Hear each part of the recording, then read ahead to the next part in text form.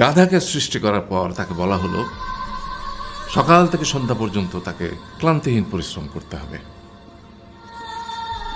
সারা জীবন তাকে পিঠে ভারী বোঝা বইতে হবে, খেতে পাবে শুধু ঘাস, আর তার মাথায় কোনো বুদ্ধি থাকবে না। তার আয়ু হবে 50 বছর। গাধা করজোড়ে সৃষ্টিকর্তাকে বলল, আমি এত বছর বাঁচতে চাই না, আমাকে 20 বছর আয়ু দেওয়া হোক।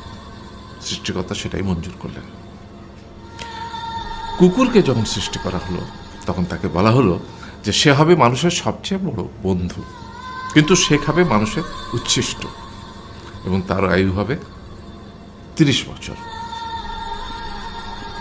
কুকুর সৃষ্টিকর্তাকে বলল, আমি এত বছর বাঁচতে চাই না, আমাকে 15 বছর আয়ু দেওয়া হোক। সেটাই মঞ্জুর করা হলো। এরপর বানরকে বলা হলো, তুমি শুধু গাছের